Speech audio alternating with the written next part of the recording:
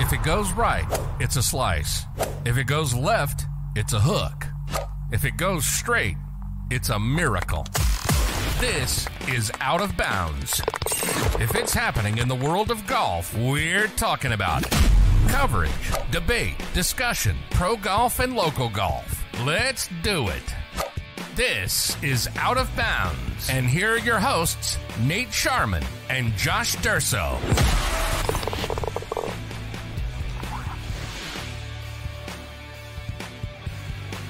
All right, welcome to the Wednesday edition of Out of Bounds. Josh Durso and Nate Sharman here, getting you ready for the Travelers Championship. We are a couple days removed from the U.S. Open, so we will be putting a bow on that as well. And we'll start the show with 5 stories from the last week to get you caught up in the world of golf. The Wall Street Journal reported last week that the DOJ is likely to investigate the PIF PGA deal for antitrust issues. Nate, this was one that I texted you about middle of last week, but with everything going on with the U.S. Open, we couldn't really get into it. But basically, what we have going on here is antitrust is antitrust.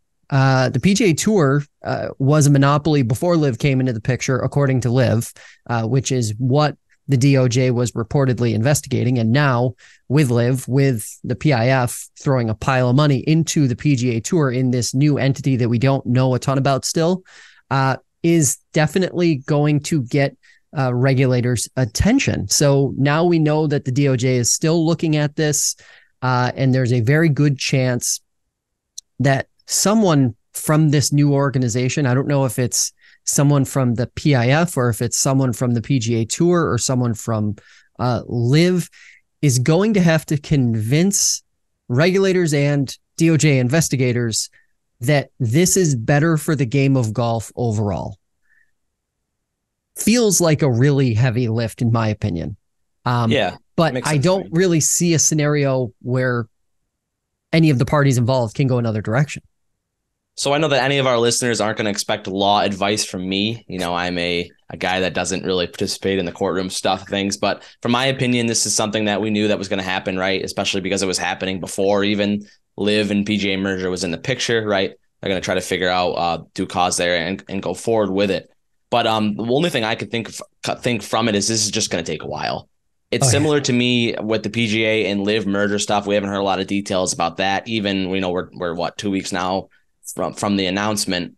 Yeah. We're still waiting on some details, some key details that'll move forward throughout the PGA Tour. What's going to be called, how it's going to be ran, a bunch of different stuff that we're still looking for. So I think it's just going to take a while, and I wouldn't be surprised if we don't even really hear much about it.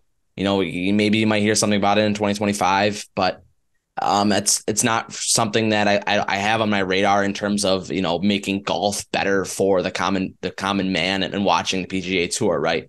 So whether it's antitrust or not isn't a huge deal to me on the golf side of things, but it will be interesting to monitor for sure. The only reason I don't think it's going to take that long, even if an investigation is going to play out and take that long to come to any sort of conclusion, is you're going to have LIV players within the next 6 to 12 months who want to come back to the PGA Tour. And I think the PGA Tour and the DP World Tour are going to come up with a framework of how that works. You know, it's interesting because I was just listening to some debate on my way back from the gym this morning about what's going to be the next thing that sets players off. And because it seems like since the initial news broke that there was the framework for a deal, we haven't heard players really get too vocal about things. I think they're waiting for the next shoe to drop, basically. Yeah, definitely. And to that end, I would not be shocked if around the time of the FedEx Cup playoffs, or perhaps a little after that, we get an announcement similar to the one that we got from the PGA Tour a couple weeks ago, where everything's announced and the rules are the rules and the framework is now quote unquote complete. And there isn't really time for any debate or anything, and they'll just proceed, because I think that's what the regulators are going to ask for. And I think that's probably what's happening behind the scenes now, is all parties involved are scrambling, trying to create structure for everything. So I don't think that just because we're not hearing anything publicly from players or from the PGA Tour or LIV or PIF's leadership, that this is like just, kind of being slow rolled. I actually think it's the opposite because of what the track record that we have so far. And that kind of flows into our next topic here with Jay Monahan, the PGA Tour commissioner, having to step back with a medical emergency, just before the U.S. Open started last week. We don't have a ton of information about Jay Monahan's health. We hope the best for him for sure in that regard. But do you think that that this is going to affect kind of some of the news and stuff that's going to come out in the next few months? Or do you think they just keep going on even without Jay Monahan and just hoping for the best for him as well? Part of me wonders if this is an attempt to keep him out of the spotlight while these negotiations are happening. They provided absolutely no info. We literally know nothing. It's not that we haven't gotten any updates, because we haven't gotten any updates since that initial announcement that Jay was going to be out and that a couple other senior leaders from the PGA Tour were going to be kind of filling his day-to-day shoes. We have no information about what the original issue was, what the issue is presently, or what the circumstances are present. We know nothing. I don't think it's going to affect anything, but at the same time, I kind of view this as step one to having a new commissioner of the PGA Tour. And that's, I know it's believe me, it would be if we just, didn't hear any major changes on his medical or any major updates on his medical condition. And, the PGA Tour just effectively said in a couple months, he's fine. Everything's fine. He's now focusing his attention on this new entity because he's going to be the CEO of this new entity. And such a person is going to be appointed commissioner of the PGA Tour or take over as commissioner of the PGA Tour. Would you be at all surprised if that's how that played out? Yeah, I wouldn't be surprised, Josh, but I don't think they would do it like this. I don't think this was ever their plan, right? Their quote unquote plan. Oh yeah, no. He's definitely, there's most definitely in my mind sick. And the reason we're not hearing anything is because you have the right to your privacy, right? We don't need to announce what's going on in terms of your health. So I don't think so. I don't think that's the plan. I think this is maybe it was the plan for Jay Monahan not to be in power of the PGA Tour next season, to be more part of that new entity, right? Was kind of seemed like the framework was going towards that. But I don't think with Monahan's health having him taken out and the new plan, I don't think they're related at all, in my opinion. Yeah, I just think it's a matter of circumstance. I think that's coincidence. I feel like that's how it'll play out. All right, another LIV related topic really bubbled after Jon Rahm's press conference. I believe it was on Tuesday of U.S. Open week. The Jon Rahm to LIV rumors have really heated up over the last week or so. But once again, there was a lot of speculation, especially on Twitter, that, Jon Rahm was going to depart to LIV, and it was going to happen right after the U.S. Open. And as far as I know, he's in the field this week at the Travelers. I think he's already on site. Doesn't look like it's happening. What do you make of this entire situation with Rahm and how he keeps coming up again and again as this potential jump for LIV Golf? Well, I think the LIV Golf Tour is essentially dead, right? They have an event this week and they have a few more events to end out the season. But from my mind, I don't think I've seen an official announcement, but the LIV Tour is not going to be a thing next year. So I think it's not really, necessarily important to think if Jon Rahm was going to LIV. Sure, we can speculate on it. My mind says he wasn't. He's such a PGA Tour junkie, right? Jon Rahm, he talks about some of the history of the PGA Tour and how much that means to him. Talks a lot about Seve Ballesteros and a lot of that different stuff too, especially nationality-wise. So I don't think that he would have done that. Is he a little bit, we'll say, upset or disgruntled with the PGA Tour? Sure. He was talking this week and in that same press conference, he would not be here if he didn't have to be here. He's a guy that likes to play in the majors and likes to unwind the week after. And now this marks the second elevated event of the season that's going to be played after the majors. RBC Heritage was played directly after a major too as well. Yeah. So I thought it was interesting that Jon Rahm comes out and says that in his press conference, that he would not be here if he didn't have to be here. Kind of had the Marshawn Lynch, I'm just here so I don't get fined energy to it, in my opinion, right? But I think he's definitely a little bit disgruntled with some portions of the PGA Tour. I think the announcing it out of the blue, that merger a couple weeks ago out of the blue, kind of made players a little bit upset too as well. So there's definitely a few things going on there behind the scenes as well with some stuff that we don't know much about. But I think the fact that he could go to LIV, I think that's kind of dead. There's just no way he would do that, not for a couple of weeks. And I don't think it'll kind of last in terms of next year, especially if you have guys like Brooks Koepka and Phil Mickelson, maybe even coming back to the PGA Tour next year, Cameron Smith to name another one. I don't think that'll happen, but it is interesting to think about. There was a report out there that a top player in the FedEx Cup standings and a top player in the world that was a former number one, which Jon Rahm was planning on or thinking about going to LIV before the announcement was said. Jon Rahm is a couple other players that would be in that same category, but Rahm seems to be the most out of those guys. So it is interesting to kind of speculate on if he would have went there had there not been a change in the last couple of weeks. Yeah, we did when that story broke, we did a little bit of a quick dive. You and I did, and we basically found that it was, I think, it was Rory, Rahm, Spieth, and Justin Thomas were four. Scheffler, I believe there. Yeah, maybe Scheffler also was another one, but there was a major winner, guys. A former top player in the world in the last few years. Yeah, and it was like there was clearly no way. And obviously the Spieth and it wasn't Rory. That goes back a ways. But it almost had to be Rahm if it was at all. And also with all of these, part of me just wonders, how much credibility do any of these reports at this point have? Because like you said, I agree. I don't think LIV is going to exist as it does today, next year. To that end, I just want to point one thing out because we talked about it on the show. After the Masters, Jon Rahm's energy at Hilton Head after the Masters, obviously, different outcome for him, versus after this U.S. Open, this major, coming into this event, very different. His energy is very different. Sure. So I just, it was all about the kids and all about, doing this for the right reasons, being committed. And then fast forward, here we are. And it's, if I didn't have to be here, I wouldn't be here. Just want to point that, to be fair, point criticism where it deserves to be.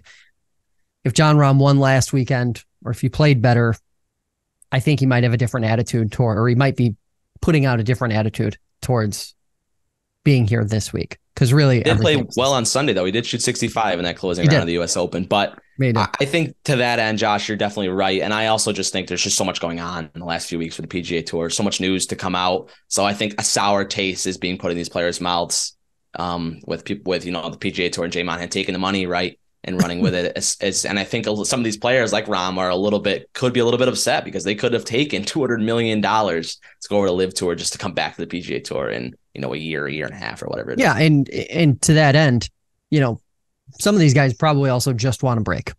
Middle of the season. Yeah, you're exhausted. A few majors deep now.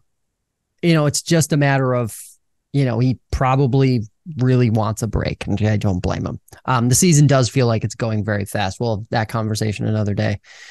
All right, this next topic. Did Ricky Fowler miss his last chance for a major? There have been so many people saying this on Twitter and on social media because a lot of people calling Sunday a meltdown. Obviously, he didn't play as well as he did the first 3 rounds, but some people saying it's over.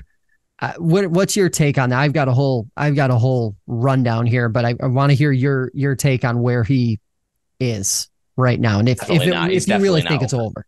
No, definitely not. I think it might. I think Ricky Fowler is hitting his second sort of career, right? Yep. He has the terrible year last year where he doesn't even qualify at the U.S. Open last year. He misses the qualifier too as well. Doesn't even play in the event. And then he gets to the offseason, meets with Butch Harmon again, revives that kind of friendship they have, gets his putting game back in stroke, changes some equipment, makes it a little bit easier for himself. And then look at him this year. He's on a tear, back inside the top 50 in the world, qualifying for every event he needs to play in. And fans still absolutely love him. There's nobody, I don't even think I'm a really big Ricky Fowler fan per se. And I was rooting hard for him on Sunday. So I think he's definitely here to stay. Do I think that might have been his best chance to win a major? Yeah, I think you could probably say that. I think he was in the driver's seat, for most of the head event. I don't think he played bad on Sunday. I don't think we could call it a meltdown. The putter went a little bit cold for him, and that can happen, especially on a big stage in the U.S. Open. But I think surely he'll be back competing in major championships for the rest of his career. Yeah, I just look at the numbers, and it's incredible. Like, the season he's having is literally one of the most consistent, ever. He's only missed 2 cuts in 18 starts. He's got 7 top 10s. He's got 13 top 25s. Couldn't play in the Masters. His average finishing place in every tournament sits at 15. It's kind of crazy to say that it's over for him. He's only 1 year older than Brooks Koepka. We think Brooks has a billion more majors in him. So to say that he's never going to have another chance. And by the way, he missed the cut at the PGA Championship. Obviously, people are going to say, well, that's a major. Like, he's clearly not performing as well in major. Well, wait a second. The PGA at Oak Hill was set up more like a U.S. Open and less like what we're going to see the PGA Championship set up like in the future, especially as they go southwest and they go southeast. I think anytime there's a PGA Championship held in Arizona, Florida, or Texas even, I guess, anywhere in between, he has a legit chance of winning. And I don't really see any way you can argue that, given how consistent his performance has been. We literally wondered if a guy like Ricky Fowler, as popular as he was, even when he wasn't playing that well, if he was going to qualify for a lot of events next year because of the rules associated with needing to be in top 50 in points and yada, yada, yada, and all this other stuff. He's a shoo-in. He probably could take the rest of the year off, and he's still going to qualify for everything next year. It's crazy. Yeah. It's crazy. Also, I don't know if he needs a win for the Masters. I don't know how that works. I think he might need a win. I'm not totally sure. I know that top finish at the U.S. Open gets him in next year, and then he gets inside top 50 in the world now. I think he's right around 40. He might even be closer than that. So that gets him a lot of other exemptions too as well. So, yeah, he's sitting pretty for next season on the PGA Tour. He's 17th in the FedEx Cup points. Yeah. It's, he would be playing at Eastlake. Sure. Think about it. If Eastlake was tomorrow, he'd be playing. It's crazy. So some follow-up here on the Rory McIlroy criticism. Some observers wondered why he keeps trying to hit these fades in crucial moments. A lot of people know he's got that big, powerful draw. It's not a big draw, but he can play a consistent, steady draw.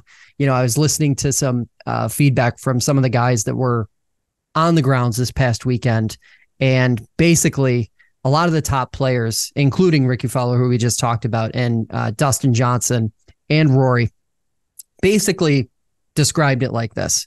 When you see these guys hitting a fade instead of a draw, even if they are a draw prefer player, they're not doing it because of the technology. Basically, and it makes sense. Those guys boiled it down to this.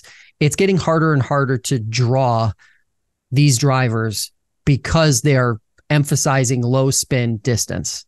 Right. And it's getting harder to keep the ball in the air, to draw it, to turn it over, to generate enough spin. And the golf ball's not helping either. So when you see a guy like Rory McIlroy not hit a draw at a point where you would think he'd hit a draw, that's why. And, at the end of the day, I don't think that was the reason why he lost the U.S. Open or didn't win the U.S. Open. But it's just something to keep in mind, because a lot of these guys are opting to hit their 3-wood when they need to hit a draw instead of driver, because the fairway metals are still workable, whereas the drivers are becoming unworkable because every manufacturer is trying to create the longest driver that's ever been placed on Earth. Yeah, faders win the U.S. Open. That's just kind of a fact. I don't have the exact stats for you for guys that win, but that's definitely something that's been talked about a lot in U.S. Opens. Look at who won this year. Wyndham Clark definitely fades the golf ball for sure. Absolutely pounds it too, by the way. Wyndham Clark, a lot of fun to watch. We haven't really said his name yet. He just won the U.S. Open, so Yeah. really a really good performance by him. Sorry to get off track there, but yeah, I think you need to just keep playing your game. If you're Rory McIlroy, if you're gonna play the fade, play the fade. A lot of people have made a lot of money off of that. I don't think that's the reason he lost or didn't win. Right? He got on there on Sunday, and I thought he hit the ball pretty well. He hit, I think it was like 15 or 16 greens in regulation on Sunday at the U.S. Open, and he just couldn't buy a putt. And a couple of them hit the hole. A couple of them were pretty close to going in. It had eerie shades to me of the Open Championship last year, where Cameron Smith went bananas on that back nine to beat Rory McIlroy, who was just parring the place to death, kind of like how he was at LACC. So I think Rory, we talked about it being a positive for him, and I think a little bit of it is because he's going to be able to just keep taking these moments, and hopefully, not hopefully, I know he's going to win another major in the next few years. That's a fact from my mind. Yeah, I mean, look, you mentioned Ricky Fowler kind of hitting his second act, if you want to call it that. I think when Rory wins another major, it's going to begin his second act. The Open Championships at Royal Liverpool this year, where Rory has won the Open Championship before. Yes. So makes you think about something there. Yeah. Okay, so let's get into this coming week. We've got the Travelers Championship, excuse me. Nate, what do you have for us as far as the golf course and what we are going to see this weekend? So we are flying across the country this week. We were in LA last week, obviously. Now we're in Connecticut at TPC River Highlands. Par 70 again, 6,800 yards, so significantly shorter than last week. And we got an elevated event, right? So we have a really, really good field, 37 of the top 50, including 8 of the top 10 in the world. Jordan Spieth, Cameron Smith, your emissions there in the top 10. So we're looking to just keep moving on in this PGA Tour season. It doesn't seem like we take many breaks as well. So let's talk a little bit more about this tournament. Last year, we saw Xander Schauffele in the winner's circle at 19 under par, and he put on a pretty decent show on Sunday. Josh, if you remember, one of your favorites, Sahith Theegala, was in kind of track to win this tournament, where he had a little bit of bunker trouble towards the end of that round, and Xander was able to get the win. But a couple interesting stats from this tournament. Each person that has won the Travelers Championship since 2016 has played in the U.S. Open, which I thought was a little bit interesting to see. But more so, you're going to see a little bit of reprieve for these players in terms of scoring. The U.S. Open is traditionally harder, a little bit not as hard this year at LACC, but still at about, the winner was 10 under with Wyndham Clark. So you're going to see a little bit closer to 20 under. As I said, Xander Schauffele was 19 under last season when he got the victory there. Jim Furyk has the scoring record for the PGA Tour here. We shot 58 back in 2016. That's crazy. 58 for 18 holes for Jim Furyk. What a round at TPC River Highlands. Yeah, incredible event. And obviously, there's been some criticism of having elevated events right after majors. I like it. I think events like this are absolute marquee events for the PGA Tour, and to not be having these during your prime time. I think of June, July, and August as like your prime time. Pack them in, man. Pack them in. The geography planning a little bit interesting to me that they played in LA. Now they're flying across the country, right, into a 3-hour time difference to play in Connecticut. That can be talked about, I think, a little bit. And I think that's why we talked about earlier with Rahm a little bit not happy that he had to play. It's just a big toll on your body, right? Especially the U.S. Open. It's just absolutely exhausting on the mental side of things. Yeah, but to that end, I mean, the course sets up significantly shorter. I mean, for a lot of these guys, let's be honest, this is going to be, I don't want to say it's going to be a gimme week, but this is going to be a week that requires a lot less mentally of the players for the course than last week did. Still playing against some of the best players in the world, right? Like I said, 37 of the top 50. So it'll be a very good test for these players. All right, let's get into our favorite part of the week. Let's get our picks. Josh, you go first and let us know you're thinking to hoist the trophy on Sunday. Scotty Scheffler. He's 6-1. I just think it's a no-brainer. His game is right there. I mean, literally right there. He continued his tear this past week. It's funny. Some of the folks watching the final round of the U.S. Open said he seemed a little disengaged on the final few holes. I think it was because he knew he was out of it, and he's just kind of an autopilot. Like, he's playing so well. He's basically just an autopilot when he's not actually leading the golf tournament, which is absolutely crazy to think about. Scotty Scheffler, 6-1. If you're betting anybody before anybody actually hits a golf shot, I don't see how you pick anyone other than him. I agree with you, and that's why I'm going to pick somebody different. I got Matt Fitzpatrick this week, 40-1, going a little bit farther down the odds leaderboard to get to Matt. He's played well lately, won at Harbortown back in April, right, at the RBC Heritage, and since then, he has 4 top 20s and only 1 missed cut in 6 events. So I think Matt's going to notch another win in an elevated event. He's played very well lately. We've seen his name on leaderboards after kind of having a tough start to the season. So I'm going with Matt Fitzpatrick to win this week, and we'll see how it goes. Yeah, and then sleeper pick time. What do you have, or who do you have for your sleeper pick this week? I feel like I picked this guy a couple different times, but I'm going to go with Shane Lowry as my sleeper. He's just such a good player, and he hasn't really won a lot on the PGA Tour. I think he only has 2, maybe 3. I think he has 2 wins, one being the Open Championship, right? So I would love to see Shane Lowry play well. I got one more that I didn't write down. Aaron Ray.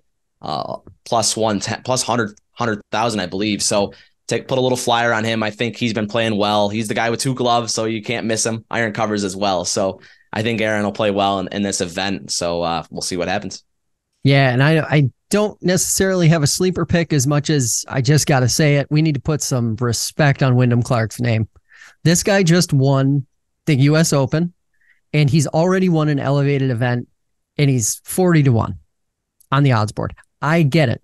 Rebounding from a U.S. Open win to win the week after. It's only happened 7 times ever. It's happened twice after the U.S. Open, but he's won twice. We've got an elevated event and a major.